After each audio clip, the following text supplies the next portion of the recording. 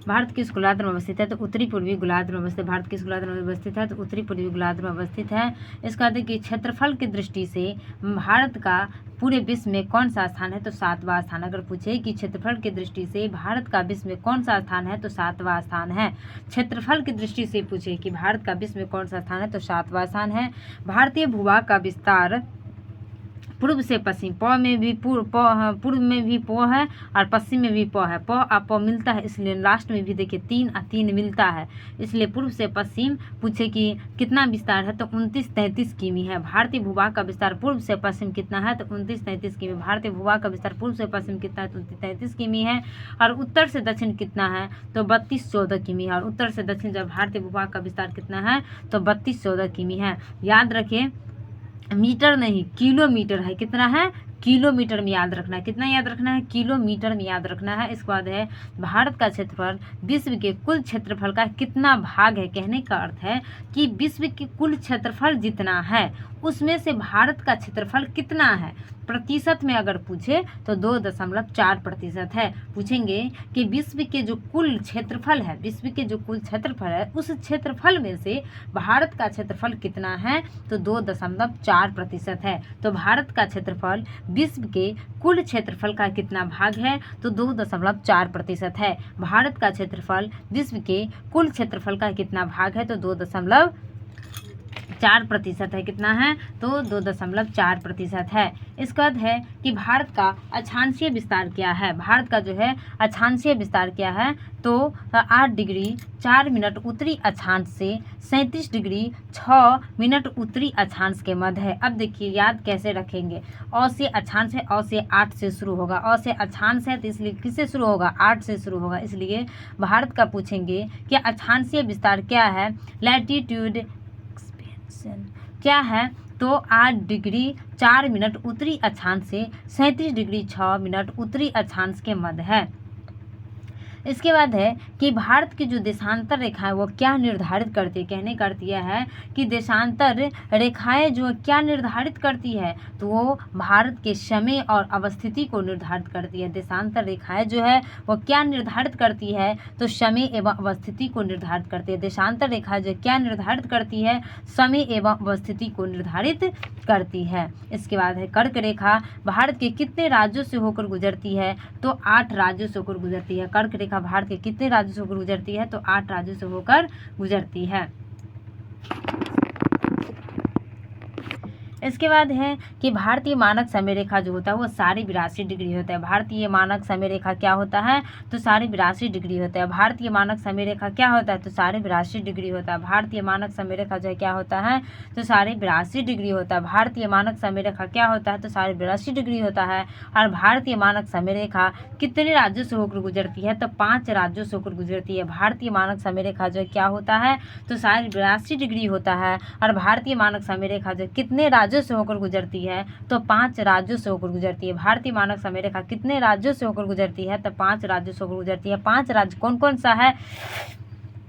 तो देखो सबसे पहले उतरेंगे तो किस भाग में? मध्य भाग में उतरेंगे। जब भी मध्य भाग में उतरेंगे तो लोग 36 बार बात को पूछेगा, तुम उतरे हो तो मध्य भाग में क्यों उतरे हो? 36 पे पूछेगा, तो 36 पे पूछेगा तो इसलिए क्या करें? उड़ जाएंगे तो उड़ीसा, उड़ जाएंगे तो लोग सब अनहरा जगह। गया कहाँ? गया कहाँ? तो अनहरा जगह, इसलिए गए आंध्र प्रदेश। अनहरा जगह इसलिए अ से अनहरा तो अ से आंध्र प्रदेश।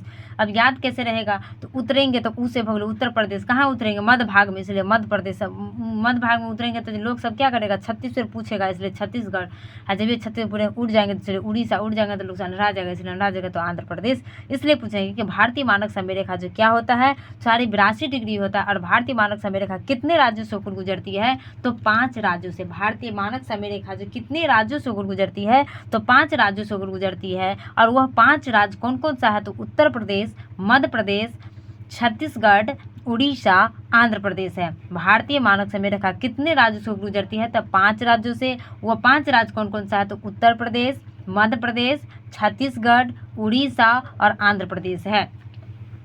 इसके बाद है कि भारत के जो राज्य जिन कर्क रेखा जो 8 राज्यों से गुजरती है, भारत के जो कर्क रेखा वो कितने राज्यों से गुजरती है, मतलब भारत में कर्क रेखा जो है कितने राज्यों से होकर गुजरती है, तो कर्क रेखा भारत के 8 राज्यों से गुजरती है। कर्क रेखा जो है भारत के 8 राज्यों से होकर गुजरती है। वह 8 राज्य कौन कौन से, तो इसका ट्रिक है कि मित्र पर गमछा झाड़। इसका क्या ट्रिक है, मित्र पर गमछा झाड़। मी से हो गया मिजोरम, मी से क्या हो गया मिजोरम, त्र से हो गया त्रिपुरा, मित्र पर, प से हो गया पश्चिम बंगाल, पर से क्या हो गया पश्चिम बंगाल, मित्र पर गमछा, गौ से हो गया गुजरात, गौ से क्या हो गया गुजरात, म से हो गया मध्य प्रदेश, मध्य गमछा, छ से हो गया छत्तीसगढ़, छ से क्या हो गया छत्तीसगढ़, और झाड़, झ से हो गया झारखंड, और र से हो गया राजस्थान, झाड़ से क्या हो गया झारखंड, और रा से हो गया राजस्थान। तो भारत के जो भारत में जो है कर्क रेखा कितने राज्यों से गुजरती है, तो भारत में कर्क रेखा 8 राज्यों से गुजरती है। वो 8 राज्य कौन कौन सा है, जो मित्र पर गमछा झाड़, ऐसे करके याद रख लेंगे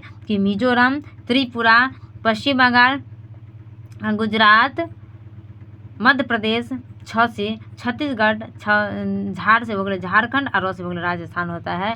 अब है कि भारत को लगभग 2 बराबर भागों में कौन काटता है, कौन विभाजित करता है। भारत को जो है 2 बराबर भागों में, मतलब बराबर बराबर लेकिन 2 भाग में बांट देता है। भारत को कौन बांटता है, तो अक्षांश बांटता है। और अक्षांश ही नहीं, 3 चीज़ भारत को बांटता है। भारत को जो है 2 बराबर भाग में कौन कौन भारत को जो है 2 बराबर भागों में कौन कौन बांटता है, भारत को जो है 2 बराबर भागों में कौन कौन बांटता है, तो 3 चीज़ बांटता है। भारत को जो 2 बराबर भागों में कौन कौन बांटता है, तो 3 चीज़ बांटता है। कौन कौन, तो पहला अक्षांश है, दूसरा अक्षांश तो बांटता है लेकिन कौन सा अक्षांश बांटता है, तो 23.5 डिग्री उत्तरी अक्षांश बांटता है। अक्षांश तो बांट रहा है लेकिन कौन सा अक्षांश बांट रहा है, तो 23.5 डिग्री उत्तरी अक्षांश बांट रहा है, या उत्तरी 23.5 डिग्री उत्तरी अक्षांश को कर्क रेखा भी कहा जाता है। 23.5 डिग्री उत्तरी अक्षांश को क्या कहा जाता है, कर्क रेखा भी कहा जाता है। इसलिए भारत को लगभग 2 बराबर भागों में कौन बांटता है, तो अक्षांश बांटता है, 23.5 डिग्री उत्तरी अक्षांश बांटता है, और कर्क रेखा बांटता है। यह 3 ऑप्शन रह सकता है, या तो अक्षांश रह सकता है, या 23.5 डिग्री उत्तरी अक्षांश रहेगा, या तो कर्क रेखा रह सकता है। इसलिए याद रखें कि भारत को लगभग 2 बराबर भागों में कौन काटता है, तो अक्षांश करता है, अर्थात 23.5 डिग्री उत्तरी अक्षांश करता है, या तो कर्क रेखा काटता है। कौन करता है, अक्षांश, या 23.5 डिग्री उत्तरी अक्षांश। याद रखिए उत्तरी अक्षांश तो काट रहा है लेकिन कौन सा अक्षांश, तो उत्तरी अक्षांश, इसलिए 23.5 डिग्री उत्तरी अक्षांश करता है, अर्थात कर्क रेखा काटता है। इसलिए भारत को लगभग 2 बराबर भागों में कौन काटता है, तो अक्षांश काटता है। कौन सा अक्षांश, तो 23.5 डिग्री उत्तरी अक्षांश, और कर्क रेखा काटता है। इसके बाद है कि भारत के सबसे पश्चिमी बिंदु गौर मोती है। गौर मोती को ही गुहार मोती भी कहा जाता है। गौर मोती को ही क्या कहा जाता है, गुहार मोती भी कहा जाता है। और गौर मोती या गुहार मोती कहाँ पर है, तो गुजरात में है। गौर मोती या गुहार मोती कहाँ पर है, तो गौ से गौर मोती, गौ से गुहार मोती, गौ से गुजरात में है। इसलिए भारत के सबसे पश्चिमी बिंदु, पश्चिम में ही गौरी सब पाल रहा है ना, गौरी सब जो है पाल रहा है पश्चिम में ही, इसलिए भारत के सबसे पश्चिमी बिंदु गौरमती या गुहारमती है। और भारत के सबसे पूर्वी बिंदु जो है, पूर्वी बिंदु किबिथु है, जो कहाँ पर है, तो अरुणाचल प्रदेश में। भारत के जो सबसे पूर्वी बिंदु है वह किबिथु है, और किबिथु जो है कहाँ पर है, तो अरुणाचल प्रदेश में। भारत के जो सबसे पूर्वी बिंदु है वह किबिथु, और किबिथु कहाँ पर है, तो अरुणाचल प्रदेश में है। इसके बाद है कि अरुणाचल प्रदेश के मध्य में सूर्य उदय एवं सूर्य अस्त में लगभग कितने घंटे का अंतर होता है, तो 2 घंटे का अंतर होता है। अरुणाचल प्रदेश के मध्य में सूर्य उदय एवं सूर्य अस्त में लगभग कितने घंटे का अंतर होता है, तो 2 घंटे का। भारतीय मानक समय रेखा किस शहर से होकर गुजरती है। भारतीय मानक समय रेखा जो है वह भारत के 5 राज्य से होकर भी गुजरती है। भारतीय मानक समय रेखा जो है वो भारत के 5 राज्य से होकर गुजरती है। तो 5 राज्य तो हम याद करवा दिए कि उत्तर प्रदेश है, मध्य प्रदेश है, छत्तीसगढ़ है, उड़ीसा है और आंध्र प्रदेश है।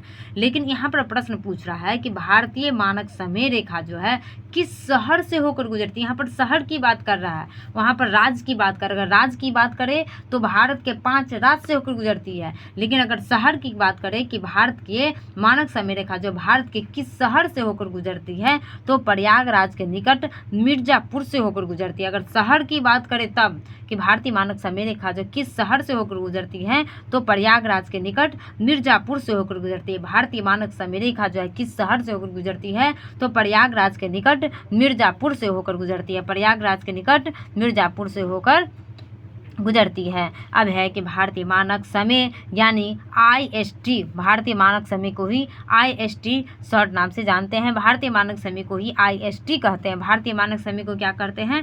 IST कहते हैं। और ग्रीनविच माध्य समय को GMT कहते हैं। जी से ग्रीन, म से माध्य, टी ग्रीनविच समय कहते हैं। इसलिए भारतीय मानक समय को IST, भारतीय मानक समय को IST या ग्रीन मध्य समय को GMT कहते हैं। यानी कि भारतीय मानक समय और ग्रीनविच मध्य समय के में कितने घंटे का अंतर होता है? तो 5.5 घंटे का अंतर होता है। कितने घंटे का? 5.5 घंटे का अंतर होता है। भारतीय मानक समय और ग्रीनविच के मध्य कितने घंटे का अंतर होता है? तो 5.5 घंटे का अंतर होता है। भारतीय मानक समय और ग्रीनविच के मध्य जो है कितने घंटे का अंतर होता है? तो 5.5 घंटे का अंतर होता है। भारतीय मानक समय और ग्रीनविच के मध्य जो है कितने घंटे का अंतर होता है? 5.5 घंटे का अंतर होता है। या प्रश्न ऐसे भी रह सकता है कि IST और GMT के मध्य कितने घंटे का अंतर होता है? तो 5.5 घंटे का। IST या GMT के मध्य कितने घंटे का अंतर होता है? तो 5.5 घंटे का। या भारतीय मानक समय या ग्रीनविच मध्य के समय कितने घंटे का होता है? तो 5.5 घंटे का अंतर होता है। यहाँ है कि यदि भारतीय मानक यामोत्तर पर मध्याह्न है तो 120 डिग्री पूर्वी देशानुपात है। छोड़ो, भारत का सुदूरस्थ दक्षिणतम बिंदु कौन सा है? तो इंदिरा पॉइंट है। भारत का जो है सुदूरस्थ दक्षिणतम बिंदु कौन सा है? तो इंदिरा पॉइंट है। भारत का सुदूरस्थ दक्षिणतम बिंदु जो है कौन सा है? तो इंदिरा पॉइंट है। भारत का सुदूरस्थ दक्षिणतम बिंदु पूछ रहा है। कौन सा पूछ रहा है? भारत का दक्षिणतम बिंदु पूछ रहा है। इसलिए भारत का सुदूरस्थ दक्षिणतम बिंदु कौन सा है? तो इंदिरा पॉइंट है। इसके बाद है कि इंदिरा पॉइंट, भारत का जो सुदूरस्थ दक्षिणतम बिंदु इंदिरा पॉइंट है, यह इंदिरा पॉइंट किस द्वीप पर स्थित है? तो ग्रेट निकोबार द्वीप पर स्थित है। किस द्वीप पर स्थित है? ग्रेट निकोबार द्वीप पर स्थित है। इंदिरा पॉइंट जो है वह किस द्वीप पर स्थित है? तो ग्रेट निकोबार द्वीप पर स्थित है। इंदिरा पॉइंट जो है किस द्वीप पर स्थित है? तो ग्रेट निकोबार द्वीप पर स्थित है।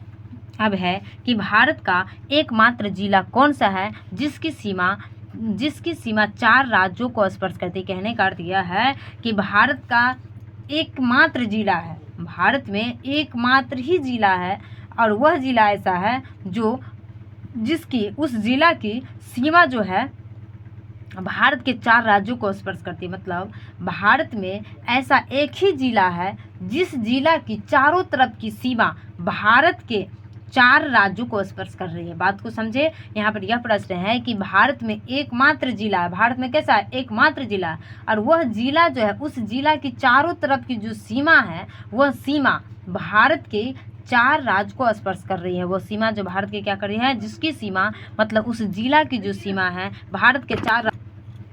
तो यहाँ पर प्रश्न है कि भारत में एकमात्र जिला है। भारत में कितने जिला हैं? एकमात्र जिला। और वह जिला जो है वो कौन सा जिला है जो भारत की मतलब उस जिला की जो सीमा है वो भारत के 4 राज्य को स्पर्श कर रही है? तो सोनभद्र है। और वो सोनभद्र जिला जो है कहाँ पर है? तो उत्तर प्रदेश में है। सोनभद्र जिला जो है कहाँ पर है? तो उत्तर प्रदेश में। मतलब भारत में एकमात्र जिला है और उस जिला की जो सीमा है वो भारत के 4 राज्य को स्पर्श कर रही है। भारत में एकमात्र जिला है और उस जिला की जो सीमा है वो सीमा भारत के 4 राज्य को स्पर्श कर रही है। भारत में जो 4 राज्य है उस 4 राज्यों को स्पर्श कर रही है। और वह जिला कौन सी है? तो सोनभद्र है। और सोनभद्र जिला जो है कहाँ पर है? तो उत्तर प्रदेश में है। सोनभद्र जिला कहाँ पर है? उत्तर प्रदेश में है। अब है कि भारत के सबसे पूर्वी और पश्चिमी देशांतर रेखाओं के मध्य कितने डिग्री का अंतर होता है? तो लगभग 30 डिग्री का अंतर होता है। भारत की जो सबसे पूर्वी है और पश्चिमी देशांतर रेखाओं की पूछ रहा है। क्या पूछ रहा है? अक्षांश नहीं, देशांतर पूछ रहा है। क्या पूछ रहा है? देशांतर पूछ रहा है कि भारत की जो है सबसे पूर्वी और भारत की सबसे पश्चिमी देशांतर रेखाओं के मध्य कितने डिग्री का अंतर होता है? तो लगभग 30 डिग्री का अंतर होता है। भारत के सबसे पूर्वी एवं भारत की सबसे पश्चिमी देशांतर रेखाओं के देशांतर की बात कर रहा है यहाँ पे, इसलिए पूर्वी देशांतर और पश्चिमी देशांतर इन दोनों के बीच कितने डिग्री का अंतर होता है? तो 30 डिग्री का अंतर होता है। लगभग 30 डिग्री का। कितना अंतर होता है? लगभग 30 डिग्री का अंतर होता है। भारत की सबसे पूर्वी और भारत के पश्चिमी देशांतर रेखाओं के मध्य जो है कितने डिग्री का अंतर होता है? तो लगभग 30 डिग्री का अंतर। भारत की सबसे पूर्वी और भारत के सबसे पश्चिमी देशांतर रेखाओं के मध्य कितने डिग्री का अंतर होता है? तो लगभग 30 डिग्री का अंतर होता है। भारत के सबसे पूर्वी और भारत के सबसे पश्चिमी देशांतर रेखाओं के मध्य कितने डिग्री का अंतर होता है? तो लगभग 30 डिग्री का अंतर होता है।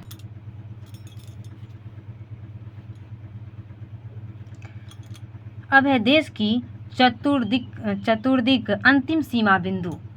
यहाँ है कि भारत की दक्षिणतम बिंदु जो है उसका क्या नाम है? भारत के जो दक्षिणतम बिंदु है उस दक्षिणतम बिंदु का क्या नाम है? तो इंदिरा पॉइंट नाम है। भारत की दक्षिणतम बिंदु है, दक्षिणतम बिंदु का जो क्या नाम है? तो इंदिरा पॉइंट नाम है। भारत की जो दक्षिणतम बिंदु है उस दक्षिणतम बिंदु का क्या नाम है? तो इंदिरा पॉइंट नाम है। और इंदिरा पॉइंट जो है किस द्वीप पर स्थित है? तो ग्रेट निकोबार द्वीप पर स्थित है। इंदिरा पॉइंट जो है किस द्वीप पर स्थित है? तो ग्रेट निकोबार द्वीप पर स्थित है। पूछेंगे कि भारत की दक्षिणतम बिंदु का क्या नाम है? तो इंदिरा पॉइंट नाम है। भारत की दक्षिणतम बिंदु का क्या नाम है? इंदिरा पॉइंट नाम है। और इंदिरा पॉइंट जो है किस द्वीप पर स्थित है? तो ग्रेट निकोबार द्वीप पर स्थित है। किस द्वीप पर स्थित है? ग्रेट निकोबार द्वीप पर स्थित है। इसके बाद है कि भारत की उत्तरतम बिंदु क्या है? भारत की जो उत्तरतम बिंदु है क्या है? तो उतरेंगे तो कॉल लगाएंगे, इसलिए इंदिरा कॉल है। याद रखें, अगर दक्षिणतम पूछे तो पॉइंट लग जाएगा। अगर दक्षिणतम पूछे तो पॉइंट लगेगा, अगर उत्तरतम पूछे तो कॉल लगेगा। उतरेंगे तो कॉल करेंगे, इसलिए उत्तरतम पूछे तो इंदिरा कॉल होगा। अगर दक्षिणतम पूछे तो इंदिरा पॉइंट होगा। यहाँ पर पॉइंट और कॉल ये दोनों में अंतर है। अगर दक्षिणतम पूछे तो पॉइंट लगा देंगे, अगर उत्तरतम पूछे तो कॉल लगा देंगे। इसलिए पूछेंगे कि भारत की दक्षिणतम बिंदु क्या है? तो इंदिरा पॉइंट। और भारत की उत्तरतम बिंदु क्या है? तो इंदिरा कॉल होगा। अब है कि भारत की जो दक्षिणतम बिंदु इंदिरा पॉइंट है वह इंदिरा पॉइंट किस द्वीप पर स्थित है? तो ग्रेट निकोबार द्वीप पर स्थित है। और भारत की जो उत्तरतम बिंदु इंदिरा कॉल है वो कहाँ पे है? तो लद्दाख में है। इंदिरा कॉल करके बोलेंगे हाँ सामान लादना पड़ेगा, इसलिए आप ठीक से आएंगे, इसलिए लादना पड़ेगा, इसलिए लद्दाख, लादना पड़ेगा इसलिए लद्दाख। इसलिए भारत की जो उत्तरतम बिंदु है वो इंदिरा कॉल है। इंदिरा कॉल कहाँ पर है? तो लद्दाख में है।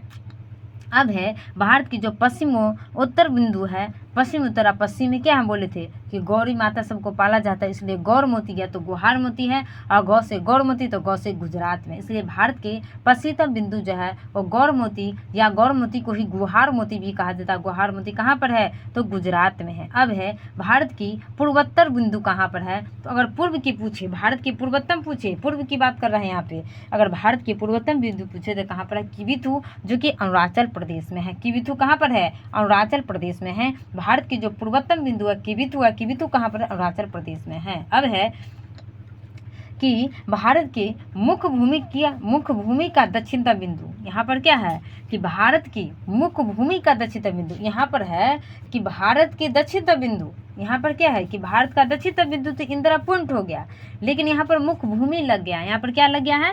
मुख्य भूमि। वहाँ पर सीधे दक्षिणतम बिंदु लिखा है, लेकिन यहाँ पर मुख्य भूमि लग गया है। इसलिए पूछेंगे कि भारत की मुख्य भूमि का दक्षिणतम बिंदु क्या है? तो कन्याकुमारी है, जो कि 8 डिग्री 4 मिनट उत्तरी अक्षांश है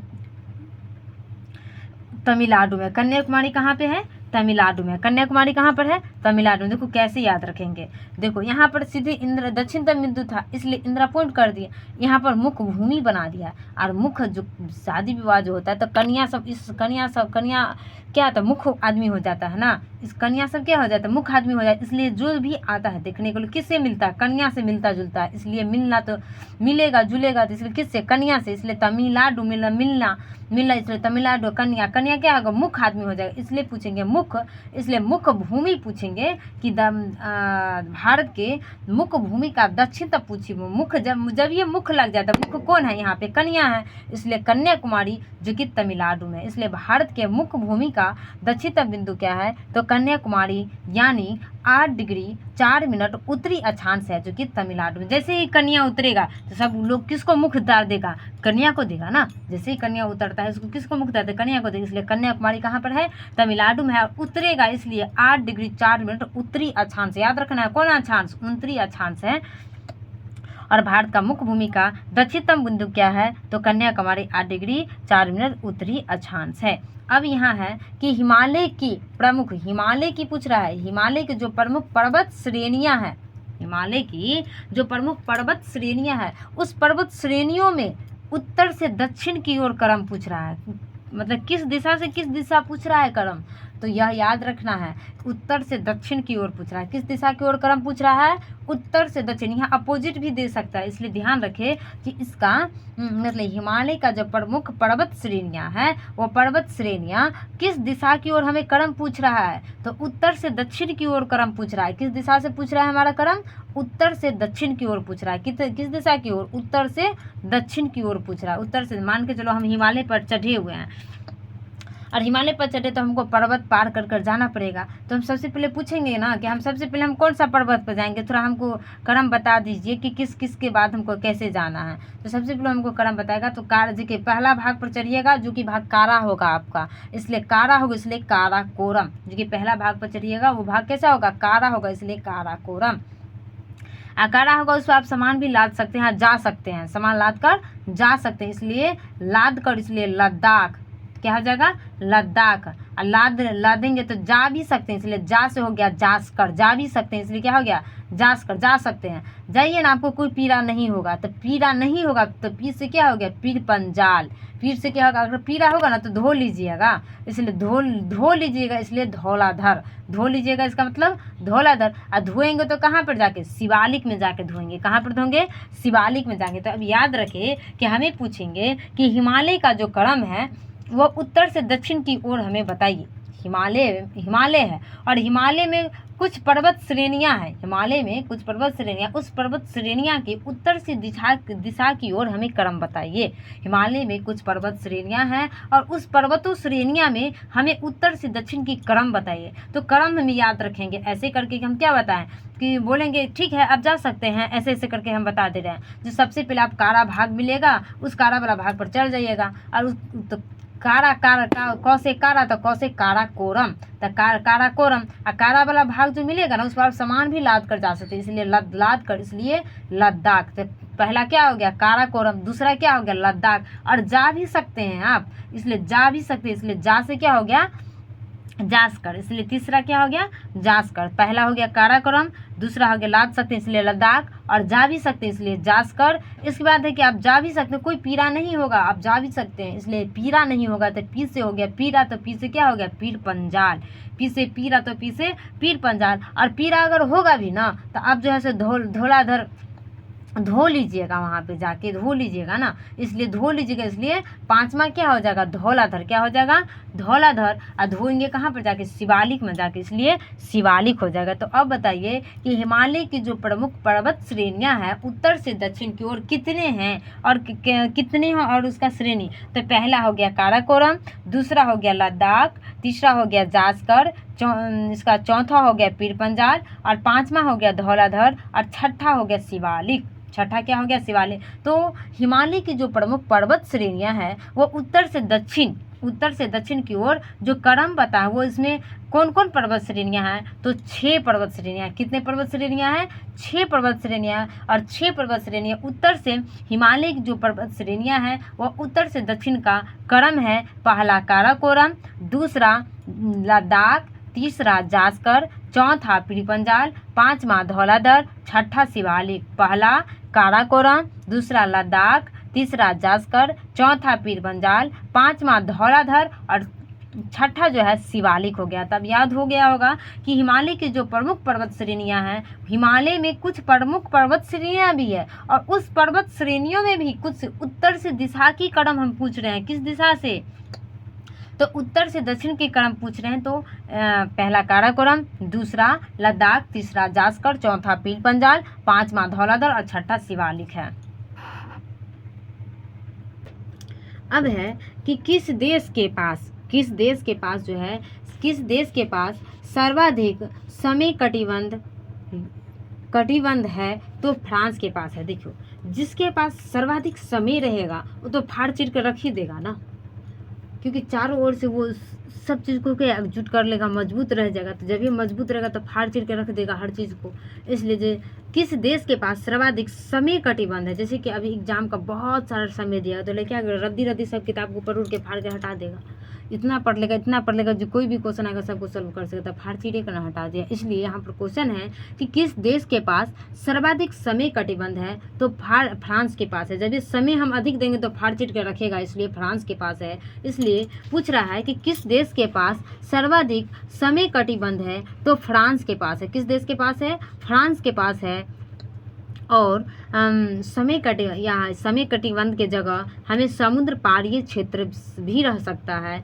समुद्र कटिबंध के साथ जगह पे जो है हमें समुद्र पारीय क्षेत्र भी रह सकता है। इसलिए किस देश के पास सर्वाधिक समुद्र पारीय क्षेत्र सहित है, तो फ्रांस है। किस देश के पास सर्वाधिक समुद्र पारीय क्षेत्र है, तो फ्रांस के पास है। किस देश के पास सर्वाधिक समुद्र पारीय क्षेत्र है, तो फ्रांस के पास है। या ऐसे भी प्रश्न रह सकता है कि किस देश के पास सर्वाधिक समय कटिबंध है, तो फ्रांस के पास है। किस देश के पास सर्वाधिक समय कटिबंध है? समय कटिबंध पूछेगा, अंतर करेगा, मतलब चेंजिंग ला भी सकता है। तो समय कटिबंध या तो समुद्र पारीय क्षेत्र, चेंज करेगा भी तो क्या करेगा, या तो समय कटिबंध करेगा या तो समुद्र पारीय क्षेत्र करेगा। या तो समय कटिबंध करेगा या तो समुद्र पारीय क्षेत्र करेगा, या क्या करेगा, समुद्र पारीय क्षेत्र करेगा। किस देश के पास सर्वाधिक समय कटिबंध है, तो फ्रांस के पास है। या किस देश के पास है जो कि समुद्र पारीय क्षेत्र है, तो फ्रांस के पास है। अब है कि भारतीय मानक समय रेखा और कर्क रेखा क्या क्या है।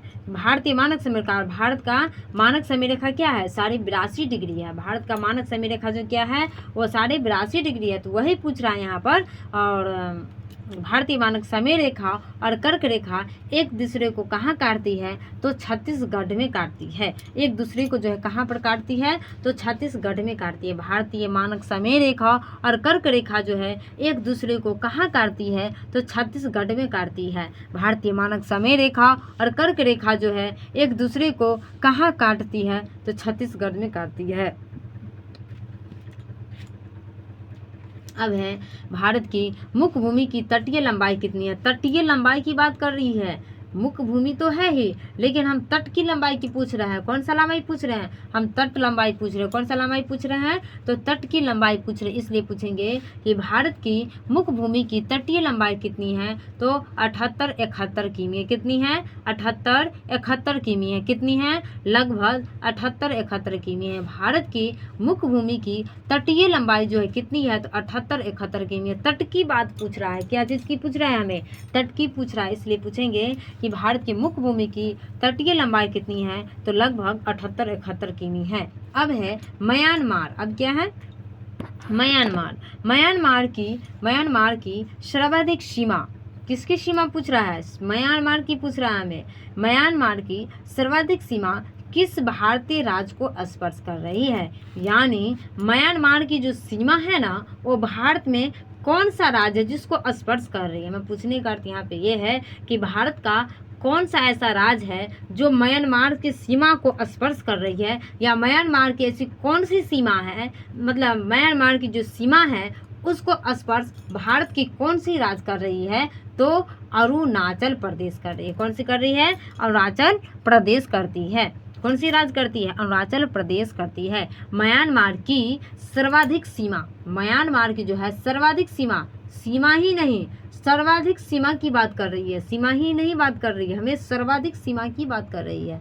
इसलिए भारत की सर्वाधिक सीमा, भारत की जो है सर्वाधिक सीमा किस भारतीय राज्य को स्पर्श कर रही है, तो अरुणाचल प्रदेश को कर रही है। किस राज्य को कर रही है, तो अरुणाचल प्रदेश को कर रही है। म्यांमार की सर्वाधिक सीमा जो है किस भारतीय राज्य को स्पर्श कर रही है, तो अरुणाचल प्रदेश को कर रही है। म्यांमार की सर्वाधिक सीमा भारत के किस राज्य को स्पर्श कर रही है, तो अरुणाचल प्रदेश को। अब है कि जनसंख्या की दृष्टि से भारत का विश्व में कौन सा स्थान है। ये हमें विश्व में पूछ रहा है कि जनसंख्या, अगर क्षेत्रफल की दृष्टि से पूछे कि विश्व में भारत का कौन सा स्थान है, तो क्षेत्रफल की दृष्टि से पूछे तो 7वां, लेकिन जनसंख्या की दृष्टि से विश्व में पूछे तो दूसरा स्थान हो जाता है। अगर क्षेत्रफल की दृष्टि से पूछे कि भारत का विश्व में कौन सा स्थान है, तो 7वां होगा। अगर जनसंख्या की दृष्टि से पूछे कि भारत में विश्व में भारत का कौन सा स्थान जनसंख्या की दृष्टि से, तो दूसरा होगा। अब है यहाँ पर यही प्रश्न है कि जनसंख्या दृष्टि से भारत का विश्व में कौन सा स्थान है, तो दूसरा स्थान है। अब है असम की सीमा कुल कितने राज्यों अथवा केंद्र शासित प्रदेश को स्पर्श कर रही है, तो 7 राज्य को। यहाँ तो म्यांमार था, जो कि म्यांमार की जो सर्वाधिक सीमा जो है वो भारत के किस राज्य को स्पर्श कर रही थी, तो अरुणाचल प्रदेश को। लेकिन यहाँ पर असम की बात पूछ रहा है हमें, तो असम की सीमा जो है, असम की सीमा पूछ रहा है कि असम की सीमा कुल कितने राज्यों को स्पर्श कर रही है। भारत के असम की जो सीमा है भारत के कुल कितने राज्यों को स्पर्श कर रही है, तो 7 राज्यों को। जब भी पूछेंगे है असम के जो राज्य है ना सीमा, वो भारत के 7 राज्यों को असंभव बात है, तो इसलिए असंभव बात, इसलिए असम से असंभव, तो से असम, इसलिए असम के जो है असम की जो सीमा है ना वो भारत के कितने राज्यों को स्पर्श कर रही है, तो 7 राज्यों की। या तो हमें राज्य पूछ देगा या तो हमें केंद्र शासित प्रदेश पूछ देगा हमें। और भारत में केंद्र शासित प्रदेशों की संख्या कितनी है, 8 है। भारत में केंद्र शासित प्रदेशों की संख्या कितनी है, 8 है। तो यही पूछ रहा है हमें, या तो हमें राज्य पूछ देगा या तो केंद्र शासित पूछ देगा। तो याद रखें कि भारत की जो सीमा है, मतलब असम की जो सीमा है, वो असम की सीमा कुल कितने राज्यों या केंद्र शासित प्रदेश को भारत को स्पर्श कर रही है, तो 7 राज्यों को स्पर्श कर रही है। भारत की सीमा, असम की सीमा भारत के कुल कितने राज्यों या भारत के कुल कितने केंद्र शासित प्रदेशों को स्पर्श करती है, तो 7 राज्यों को कर रही है। कितने को कर रही है, 7 राज्य को कर रही है। अब है कि रोसद्वीप, नीलद्वीप और हॉवलॉक द्वीप का परिवर्तित नाम क्या है। कहने का अर्थ यह कि रोसद्वीप को अन्य किस नाम से जाना जाता है, तो रॉस तो बॉस, रॉस बिस्किट सबसे ज़्यादा कौन खाता है, बॉस आदमी सब खाता है। वो भी कौन बॉस, सुभाष चंद्र बोस खाता है। कौन खाता है, सुभाष चंद्र बोस खाता है। इसलिए रोसद्वीप को नया नाम क्या, रॉस तो बॉस, इसलिए रोसद्वीप का नया नाम क्या है या अन्य नाम क्या है, तो नेताजी सुभाष चंद्र बोस द्वीप नाम, नेताजी सुभाष चंद्र बोस द्वीप नाम है। रोसद्वीप का अन्य नाम क्या है, तो नेताजी सुभाष चंद्र बोस द्वीप नाम है। रोसद्वीप का अन्य नाम क्या है, तो नेताजी सुभाष चंद्र बोस द्वीप नाम है। नील द्वीप देखो, जिसका पत्नी शहीद हो जाता है वो पुरुष सब क्या करता है कि धोती कुर्ता में नील डालकर पहनते रहता है, क्योंकि उसका शहीद हो गया रहता है। इसलिए नील द्वीप को जो है ट्रिक पर याद करने का यही मान लो। इसलिए नील द्वीप को जो किस नाम से जाना जाता है, तो नीला कलर का कौन पहनेगा, शहीद रहेगा वो, इसलिए नील द्वीप को जो कि शहीद द्वीप के नाम से जाना जाता है। नील द्वीप को किस नाम से जाना जाता है, तो शहीद द्वीप के नाम से। नील द्वीप को किस नाम से जाना जाता है, शहीद द्वीप के नाम से। और रोसद्वीप को किस नाम से जाना जाता है, तो नेताजी सुभाष चंद्र बोस द्वीप के नाम से जाना जाता है। अब है हॉवलॉक द्वीप को किस नाम से जाना जाता है, हम सब चीज को लॉक रखब, जो स्वराज देते हैं ना, हम सब चीज को लॉक लगा कर जो है स्वराज देते हैं, तो हॉवलॉक द्वीप को लॉक लगा कर रखो, तो लॉक लगा कर रखो, जो स्वराज देते हैं, तो हॉवलॉक द्वीप को जो है किस नाम से जाना जाता है, तो स्वराज द्वीप से नाम से जाना जाता है। हॉवलॉक द्वीप को जो है किस नाम से जाना जाता है, तो स्वराज द्वीप के नाम से जाना जाता है। हॉवलॉक द्वीप को किस नाम से जाना जाता है, तो स्वराज द्वीप के नाम से जाना जाता। अब है कि भारत के किस जल संधि द्वारा श्रीलंका से अलग होते। कहने का अर्थ यह है कि भारत और श्रीलंका को कौन जल संधि अलग करता है, तो पाक जल डमरू मद अलग करता है। भारत और श्रीलंका को जो कौन अलग करता है, तो पाक जल डमरू मद अलग करता है। भारत और श्रीलंका को कौन जल डमरू मद अलग करता है, या जल संधि के या जल डमरू मद के जगह स्ट्रेट भी लिखा रह सकता है, इसलिए भारत या जल संधि कहे या जल डमरू मद कहे या स्ट्रेट कहे, तो भारत और श्रीलंका के मध्य या अलग कौन करता है, तो पाक जल डमरू मद करता है। अब है कि भारत का कौन सा राज्य 3 ओर से बांग्लादेश की सीमा से घिरा हुआ। कहने का अर्थ यह है कि बांग्लादेश से ही तीनों ओर से घिरा हुआ है। भारत का एक ऐसा राज्य है जो कि बांग्लादेश जो देश है उस देश से ही तीनों ओर से घिरा हुआ है, जो कि घिरा हुआ है क्या, तो भारत का एक राज्य है। तो भारत का एक राज्य है जो कि वह राज्य तीनों तरफ से वो बांग्लादेश देश से घिरा हुआ है, इसलिए बगल वाला देश से घिर गया, इसलिए उसका नाम त्रिपुरा नाम हो गया। तीनों देश से घिरा हुआ इसलिए उसका नाम ही त्रिपुरा हो गया। इसलिए भारत का कौन सा राज्य है, भारत का राज्य की बात पूछ रहा है कि भारत का ऐसा कौन सा राज्य है जो बांग्लादेश से, किससे, बांग्लादेश से तीनों ओर से घिरा हुआ है, तो या तीनों सीमा से घिरा हुआ है, तो त्रिपुरा है। अब है कि कि भारत और बांग्लादेश के बीच कौन सी सीमा रेखा है, तो रेड क्लिफ रेखा है। देखो बगल वाला आदमी सबको भारत के आदमी रेड निकाल के छोड़ता है, इसलिए भारत और बांग्लादेश के बीच कौन सी सीमा रेखा है, तो रेड क्लिफ रेखा है। भारत और बांग्लादेश के बीच जो कौन सी सीमा रेखा है, तो रेड क्लिफ रेखा है। भारत और बांग्लादेश के बीच जो कौन सी रेखा है, तो रेड क्लिफ रेखा है। भारत और चीन के बीच जो कौन सी रेखा है, तो मैकमोहन रेखा है। भारत और चीन, भारत जो चिन्हन आदमी सबको मैक देता है, इसलिए भारत और चीन के बीच कौन सा रेखा है, तो मैकमोहन रेखा है। भारत और पाकिस्तान के बीच, भारत जो पाकिस्तान को देखना नहीं चाहता इसलिए रेड निकाल कर छोड़ता है, इसलिए भारत और पाकिस्तान के बीच रेड क्लिफ रेखा है। इसके बाद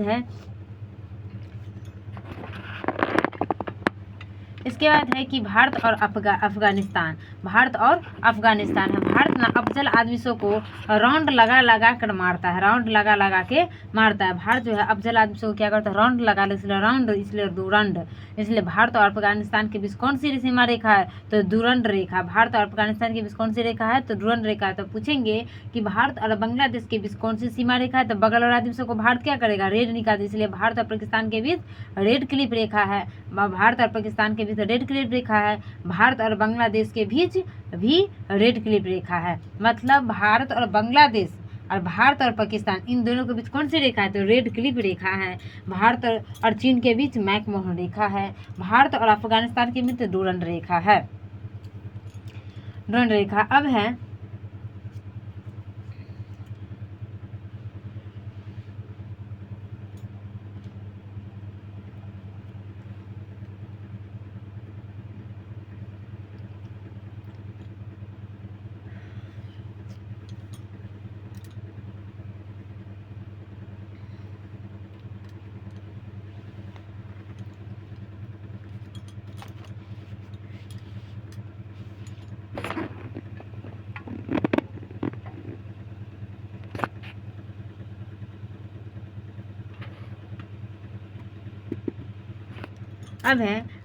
भारत की महत्वपूर्ण चैनल है। भारत की क्या है, तो महत्वपूर्ण चैनल है। भारत की क्या है, महत्वपूर्ण चैनल है।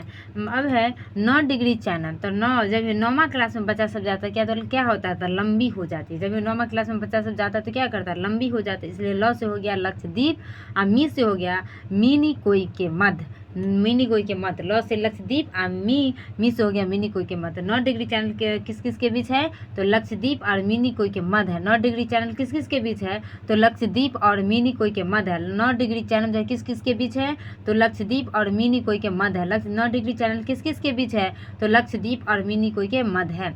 अब है 8 डिग्री चैनल। अब क्या है, 8 डिग्री चैनल। 8 डिग्री चैनल जो है किस किस के मध्य है, तो 8 अंठ याद है, तो मामी सब, इसलिए मौ से हो गए मालदीप, और मी से हो गए मिनी कोई के मध्य। मौ से क्या हो गया, मामी, तो माँ से हो गया मालदीप, और मी से हो गया मिनी कोई के मध्य होता है। इसलिए 8 डिग्री चैनल किस किस के बीच होता है, तो मामी, तो माँ से हो गया मालदीप, मी से हो गया मिनी कोई। अब है ग्रेट, या ग्रेट को ही महान भी कहा जाता है। ग्रेट को ही क्या कहा जाता है, महान भी कहा जाता है। ग्रेट या महान चैनल किसके बीच है, तो ग्रेट कौन है, सुमात्रा ना। इंडिया में पूछे कि इंडिया में ग्रेट कौन है, महान कौन है, तो सुमात्रा है। इसलिए जो भी महान रहेगा वो निक लगेगा देखने में, इसलिए ग्रेट या महान चैनल जो है किस किस के बीच है, तो सुमात्रा, इंडोनेशिया और निकोबार के मध्य है। मतलब सुमात्रा या निकोबार के मध्य है, या ऑप्शन में यह भी रह सकता है इंडोनेशिया या निकोबार के मध्य। तो दोनों मार सकते हैं, या तो सुमात्रा और निकोबार के मध्य ऑप्शन रहेगा, या तो इंडोनेशिया और निकोबार के मध्य रहेगा। यानी सुमात्रा और इंडोनेशिया, यही 2 जगह चेंजिंग हो, या तो सुमात्रा रख देगा या तो कहीं इंडोनेशिया रख देगा, और निकोबार तो निकोबार रहेगा ही। इसलिए पूछेंगे ग्रेट या महान चैनल किसके बीच है, तो सुमात्रा और निकोबार के मध्य है, या इंडोनेशिया और निकोबार के मध्य है। अब है पाक स्ट्रेट। स्ट्रेट को ही जलडमरू मध्य भी कहा जाता है, या स्ट्रेट को ही जल संधि भी कहा जाता है। स्ट्रेट को ही जलडमरू मध्य या जल संधि भी कहा जाता है। अब है कि पाक स्ट्रेट या पाक जलडमरू मध्य किस किस को अलग करता है, तो भारत और श्रीलंका को अलग करता है, या भारत और श्रीलंका के मध्य है।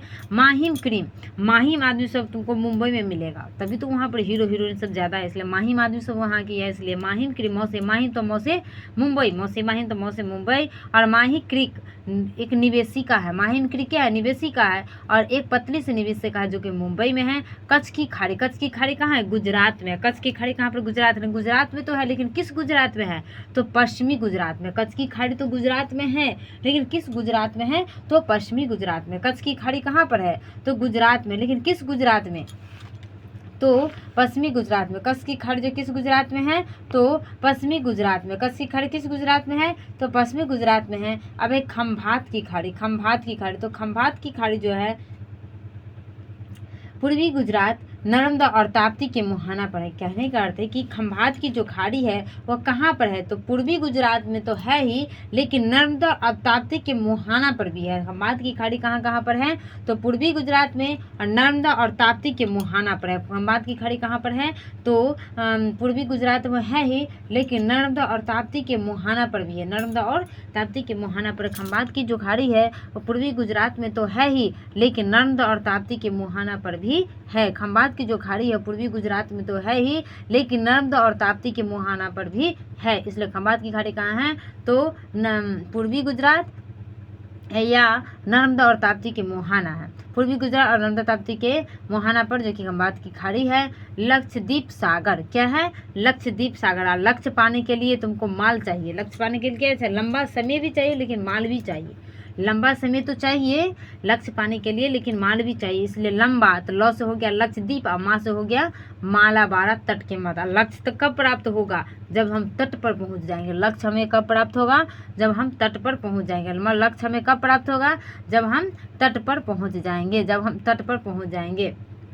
इसलिए लक्षद्वीप सागर, तो लक्ष्य पाने के लिए क्या चाहिए? लंबा समय चाहिए। लौ से हो गया लक्षद्वीप और मौ से गया मालबारा और माल चाहिए, इसलिए मालबारा तट के मध्य हो गया। माल चाहिए ना लक्ष्य पाने के, इसलिए मालबारा तट के मध्य हो गया। लक्ष्य कब प्राप्त होगा? जब तट पर पहुंचे, इसलिए मालबारा तट के मध्य होगा। तो लक्षद्वीप सागर जो है लक्षद्वीप और मालबारा तट के मध्य है। लक्षद्वीप सागर जो है लक्षद्वीप और मालबारा तट के मध्य है। अब है मन्नार की खाड़ी। मन्नार मनाएंगे तो किसको मनाएंगे? या तो दक्षिणी पूर्वी तमिलनाडु के आदमी को मनाएंगे, या तो श्रीलंका के आदमी को मनाएंगे।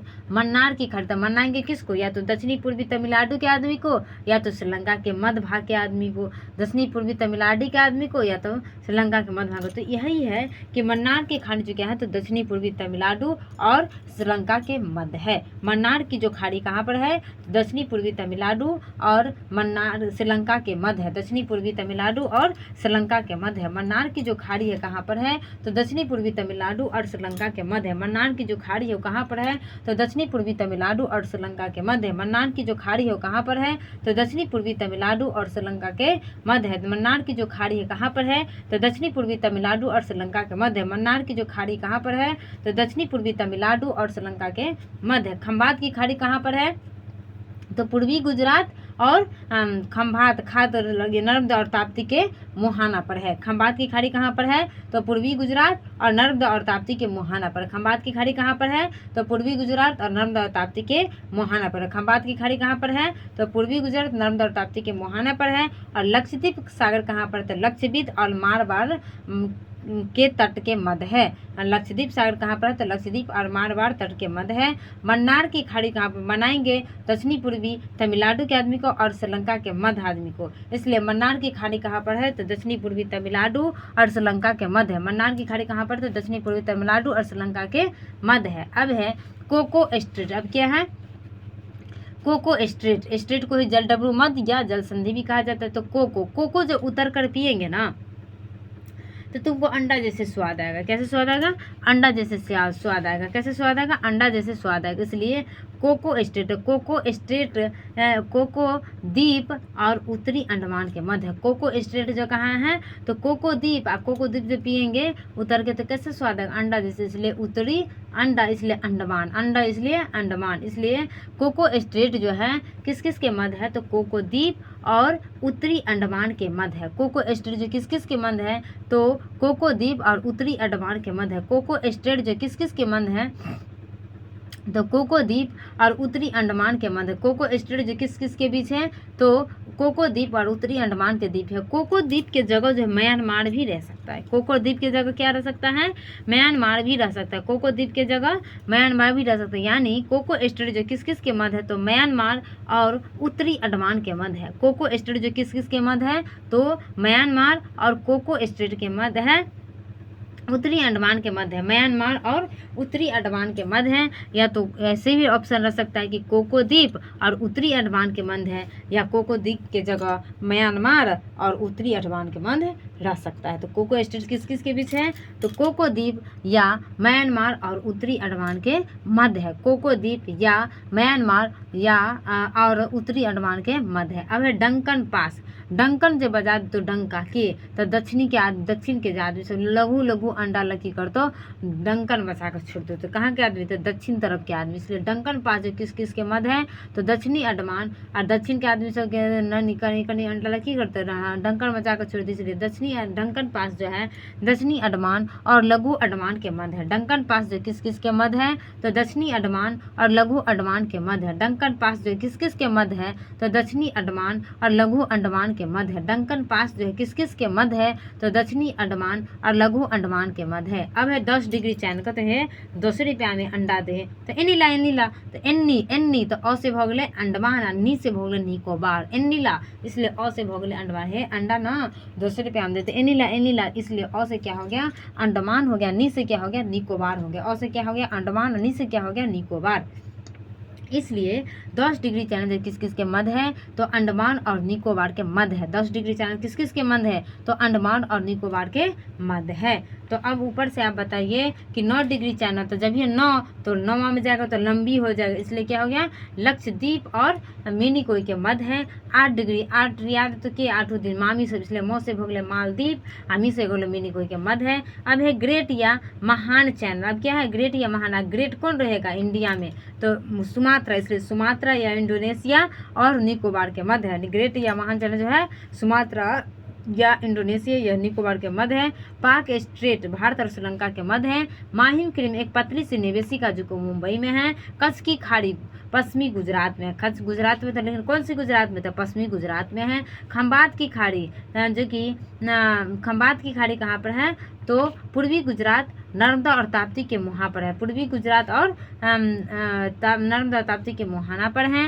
लक्षद्वीप सागर लक्ष्य पावे के लिए थोड़ा लंबा समय चाहिए, वह में माल चाहे और तट भी चाहिए। इसलिए लक्षद्वीप और मालवाड़ा तट के मध्य है। मन्नार के खाड़ी और मन्नार मतलब मनेवे तो कहाँ के आदमी? तो दक्षिणी पूर्वी तमिलनाडु के आदमी के और श्रीलंका के मध्य आदमी को। इसलिए मन्नार के खाड़ी जो है दक्षिणी पूर्वी तमिलनाडु और श्रीलंका के मध्य है।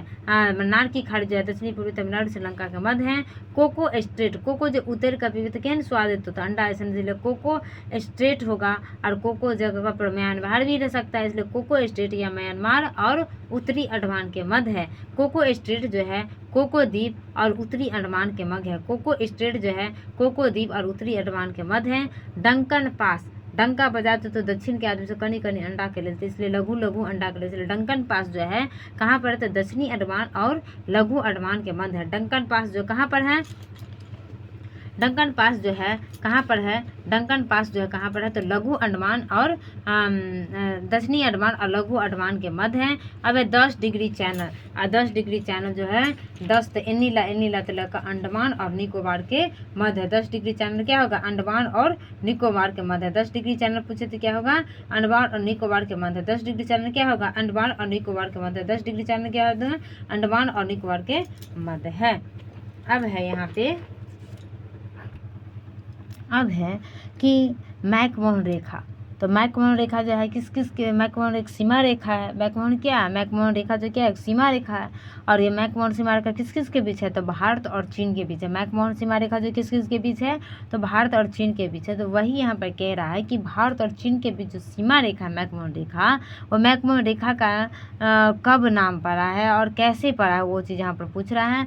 तो अंग्रेजों के शासनकाल के दौरान भारत और चीन के मध्य उत्तर पूर्व में यह सीमा रेखा 27 अप्रैल 1914 ईस्वी को निर्धारित की गई। कहने का अर्थ है कि भारत और चीन के बीच जो मैकमोहन रेखा बना वह किस दिशा से किस दिशा को निर्धारित की गई? तो उत्तर से पूर्व की ओर निर्धारित की गई। भारत और चीन के बीच जो मैकमोहन रेखा है वो मैकमोहन रेखा किस दिशा की ओर निर्धारित की गई? तो उत्तर से पूर्व की ओर निर्धारित की गई। भारत और चीन के बीच जो मैकमोहन रेखा वो मैकमोहन किस दिशा की ओर निर्धारित की गई? तो उत्तर से पूर्व की ओर निर्धारित की गई। उत्तर से पूर्व की अब है कि मैकमोहन रेखा जो भारत में भारत और चीन के बीच दिया गया उत्तर से पूर्व की ओर वह कब निर्धारित किया गया, यह कब दिया गया, तो 27 अप्रैल 1914 ईस्वी को दिया गया। कब दिया गया, 27 अप्रैल 1914 को। भारत और चीन के बीच जो मैकमोहन सीमा रेखा दिया गया उत्तर से पूर्व की ओर, किस दिशा, उत्तर से पूर्व की दिशा की ओर, वो कब दिया गया,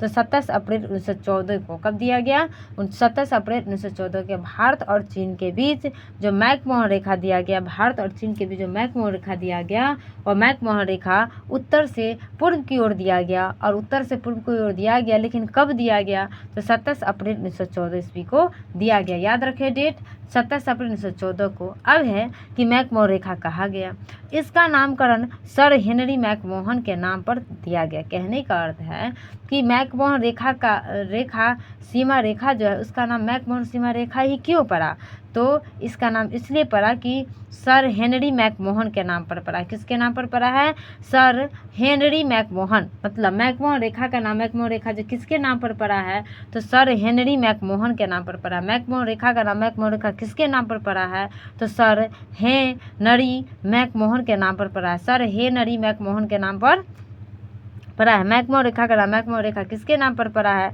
तो सर हेनरी मैकमोहन के नाम पर पड़ा है, नाम पर किया गया। अब है 1914 में हुए शिमला समझौता में इन दोनों देशों के सीमा रेखा के रूप में स्वीकार किया। पूछेंगे कि भारत और चीन के बीच जो मैकमोहन रेखा दिया गया वो कब, किस वर्ष दिया गया, तो 27 अप्रैल 1914 को दिया गया, लेकिन किस समझौते के तहत, तो शिमला समझौता के तहत दिया गया है भारत और चीन के बीच। तो उत्तर से पूर्व की दिशा की ओर मैकमोहन रेखा तो दिया ही गया, लेकिन कब दिया गया है, तो किस समझौते के तहत दिया गया है, तो शिमला समझौता के तहत दिया गया। किस समझौता के तहत दिया गया है, तो शिमला समझौते के तहत दिया गया। किस समझौते के तहत दिया गया है, तो शिमला समझौते के तहत दिया गया। यहाँ पर 4-5 प्रश्न बन रहा है कि भारत और मैकमोहन रेखा जो है वह क्या है, तो एक सीमा रेखा है। किस किस के बीच है ये मैकमोहन सीमा रेखा, तो भारत और चीन के बीच है। और भारत और चीन के जो मैकमोहन रेखा सीमा रेखा है वह किस दिशा से किस दिशा है, तो उत्तर से पूर्व की दिशा है। अब है कि भारत और चीन के बीच जो मैकमोहन सीमा रेखा उत्तर से पूर्व की दिशा है वह कब निर्धारित किया गया, तो 27 अप्रैल 1914 को किया गया। 27 अप्रैल 1914 को किया गया। अब 27 अप्रैल 1914 को तो किया गया, लेकिन किस समझौते के तहत किया गया, तो शिमला समझौते के तहत किया। मैकमोहन रेखा का नाम, मैकमोहन रेखा किस समझौते के तहत किया गया, शिमला समझौते के तहत। मैकमोहन रेखा का नाम मैकमोहन रेखा ही क्यों पड़ा है, तो सर हेनरी मैकमोहन के नाम पर पड़ा है। किसके नाम पर पड़ा है, तो सर हेनरी मैकमोहन के नाम पर पड़ा है।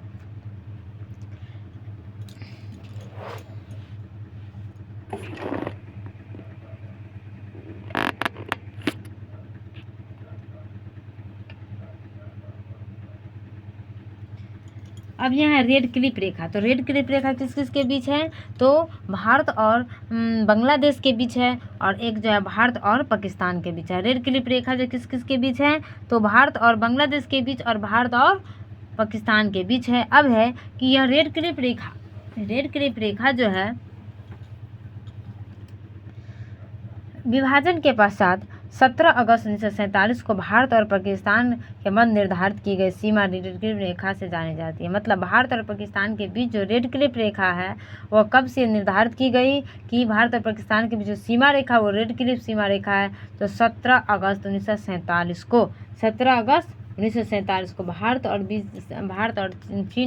पाकिस्तान के बीच, पाकिस्तान की बात कर रहा है, भारत और पाकिस्तान के बीच कौन सी रेखा है, तो रेड क्लिप रेखा। और भारत और पाकिस्तान की जो रेड क्लिप रेखा है वह कब किया गया, तो 17 अगस्त 1947 को। भारत और पाकिस्तान को रेड क्लिप रेखा कब किया गया है, तो 17 अगस्त 1947 की गई है। भारत और पाकिस्तान को रेड क्लिप रेखा कब किया गया है, तो 17 अगस्त 1947 को की गई है। भारत और पाकिस्तान के बीच जो रेड क्लिप रेखा किया गया है वो कब किया गया है, तो 17 अगस्त 1947 को की गई है। भारत और पाकिस्तान को जो रेड क्लिप रेखा किया गया वो कब किया गया है, तो 17 अगस्त 1947 को किया गया है। अब है इस रेखा का निर्धारण बॉर्डर कमीशन के द्वारा किया गया। पूछेंगे कि भारत और पाकिस्तान के बीच जो रेड क्लिप रेखा का निर्धारण किया गया वो कब किया गया है, तो 17 अगस्त 1947 को, लेकिन किस कमीशन के तहत किया गया है, तो बॉर्डर कमीशन के तहत किया गया है। भारत और पाकिस्तान के बीच जो रेड क्लिप रेखा दिया गया है उस किस कमीशन के तहत दिया गया है, तो बॉर्डर कमीशन के तहत दिया गया। किस कमीशन के तहत? बॉर्डर कमीशन के तहत दिया गया।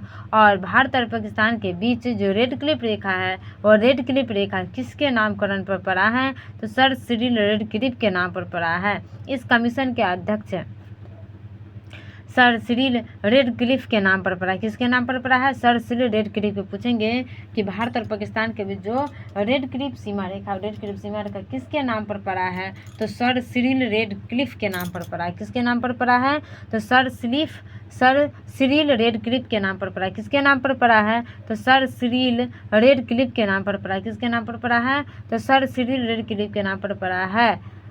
इन्हीं के नाम पर सीमा का नाम रेडक्लिफ रेखा रखा गया है। अब पूछेंगे कि बॉर्डर कमीशन का भारत और पाकिस्तान के बीच जो 17 अगस्त 1947 ईस्वी को जो रेडक्लिफ रेखा सीमा निर्धारण किया गया वो किस कमीशन के तहत? बॉर्डर कमीशन के तहत। और उस बॉर्डर कमीशन का अध्यक्ष कौन थे? तो सर सिरिल रेडक्लिफ थे। बॉर्डर कमीशन का अध्यक्ष कौन थे? तो सर सिरिल रेडक्लिफ थे। बॉर्डर कमीशन का अध्यक्ष कौन थे? सर सिरिल रेडक्लिफ थे। और रेडक्लिफ रेखा रखा गया है।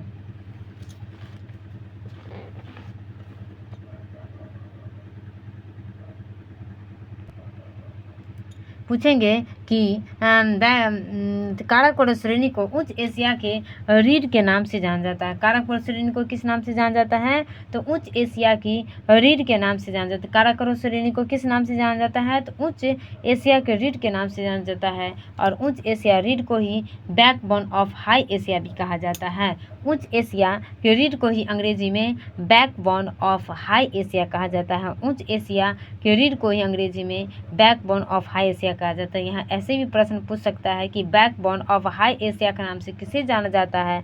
तो काराकोरम श्रेणी को जाना जाता है। बैकबोन ऑफ हाई एशिया के नाम से किसे जाना जाता है?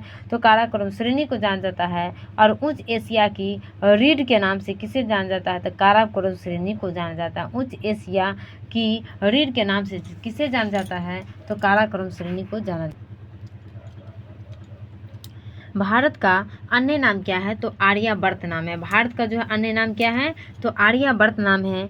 जम्मू द्वीप नाम है। क्या नाम है? भारत का अन्य नाम क्या नाम है? जम्मू द्वीप नाम है। भारतवर्ष नाम है। हिंदुस्तान नाम है। इंडिया नाम है। भारत का अन्य नाम क्या है? तो आर्यावर्त, जम्मू द्वीप, भारतवर्ष, हिंदुस्तान और इंडिया नाम है। भारत का अन्य नाम क्या है?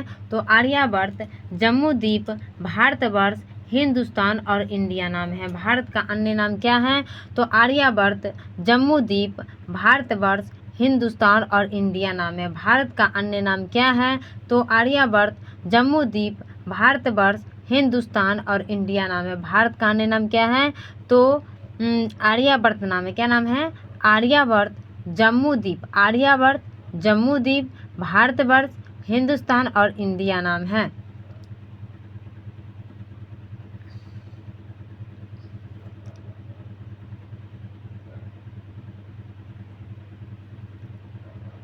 भारत का अन्य नाम क्या है? तो आज से हो गया आर्यावर्त, जम्मू से हो गया जम्मू द्वीप, भारत से हो गया भारतवर्ष, हिंदुस्तान और इंडिया। वे भारत की राजधानी कहाँ है? तो नई दिल्ली है। भारत किस गोलार्ध में अवस्थित है? तो उत्तरी पूर्वी गोलार्ध में अवस्थित है।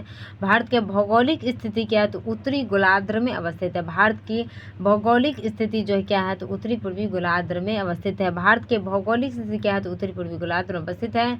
भारत का अक्षांश अ से अक्षांश तो अ से 8, अ से अक्षांश तो अ से 8, इसलिए भारत का अक्षांश विस्तार क्या है? तो 8 डिग्री 4 मिनट उत्तरी अक्षांश से 37 डिग्री 6 मिनट उत्तरी अक्षांश है। भारत का देशांतरीय विस्तार क्या है? तो 68 डिग्री 7 मिनट पूर्वी देशांतर से 97 डिग्री 25 मिनट पूर्वी देशांतर। भारत का देशांतरीय विस्तार क्या है? तो 68 डिग्री 7 मिनट पूर्वी देशांतर से 97 डिग्री 25 मिनट पूर्वी देशांतर। भारत का देशांतरीय विस्तार क्या है? तो 8 डिग्री 68 डिग्री देशांतर पूछ रहे हैं ना यहाँ पर, इसलिए 68 डिग्री 7 मिनट पूर्वी देशांतर से 97 डिग्री 25 से पूर्वी देशांतर है। भारत का देशांतरीय विस्तार क्या है? तो 68 डिग्री 7 मिनट पूर्वी देशांतर से 97 डिग्री 25 मिनट पूर्वी देशांतर है।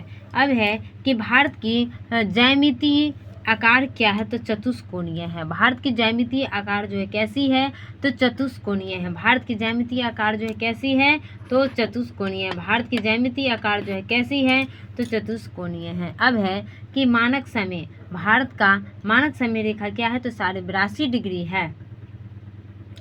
तो वही यहाँ पर पूछ रहा है कि भारत का जो मानक समय है वो 82.5 डिग्री पूर्वी देशांतर और प्रयागराज के समीप मिर्ज़ापुर से होकर गुजरती है। यहाँ पर शहर की बात है कि पूछेंगे कि भारतीय मानक समय रेखा जो है वो भारत के किस शहर से होकर गुजरती है तो प्रयागराज के निकट मिर्ज़ापुर से होकर गुजरती है। और ग्रीनविच मध्य समय 5.5 मिनट आगे हैं। 82.5 डिग्री पूर्वी देशांतर 5 राज्यों से होकर गुजरती है। और भारतीय मानक समय रेखा पूछेंगे कि कितने राज्यों से होकर गुजरती है तो 5 राज्यों से होकर गुजरती है। उत्तर प्रदेश, मध्य प्रदेश, छत्तीसगढ़, उड़ीसा और आंध्र प्रदेश हैं। या ऑप्शन क्वेश्चन ए भी ऐसे भी रह सकता है कि 82.5 डिग्री पूर्वी देशांतर भारत के कितने राज्यों से होकर गुजरती है तो 5 राज्यों से गुजरती है। 82.5 डिग्री ऐसे भी प्रश्न रह सकता है कि 82.5 डिग्री पूर्वी देशांतर जो है या 82.5 डिग्री के जगह पर जो है भारतीय मानक समय भी रह सकता है।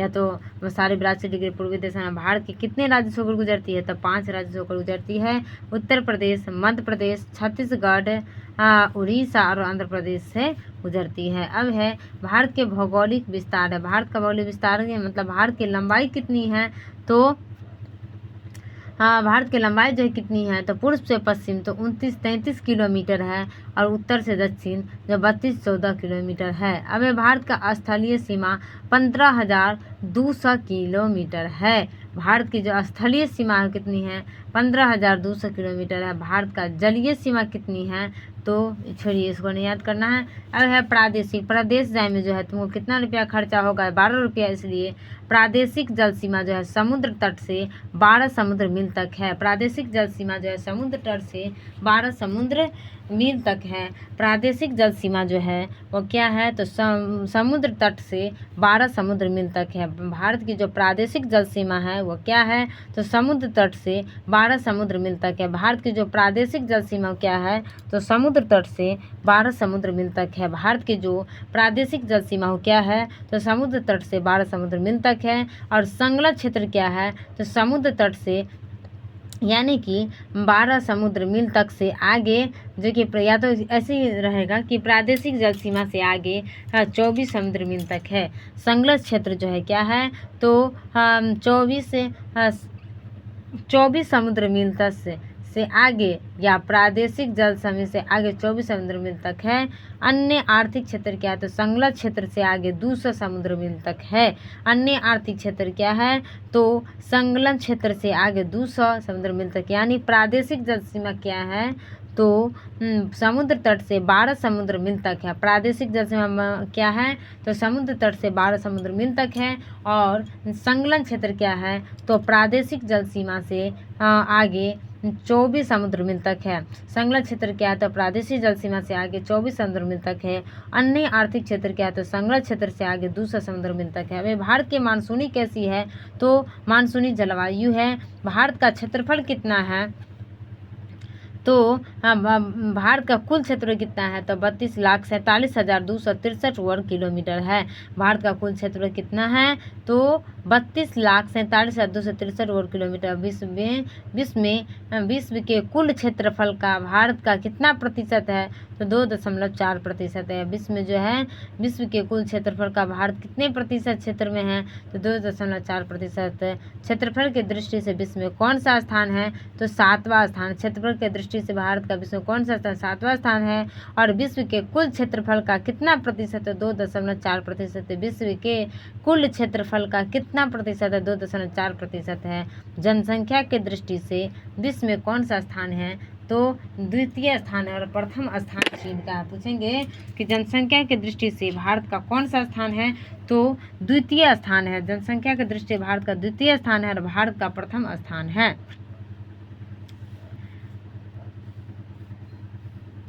अब है भारत का लिंगानुपात क्या है, तो 943 प्रति हजार पुरुषों पर है। भारत का जो लिंगानुपात है वो लिंगानुपात कितना है, तो 943 प्रति हजार पुरुषों पर है। और शिशु लिंगानुपात क्या है, तो 918 प्रति हजार पुरुषों पर है। भारत का जो शिशु लिंगानुपात क्या है, तो 918 प्रति हजार पुरुषों पर है। भारत का जनसंख्या घनत्व क्या है, तो 382 व्यक्ति प्रति वर्ग किलोमीटर है। भारत का जनसंख्या घनत्व क्या है, तो 382 व्यक्ति प्रति वर्ग किलोमीटर है।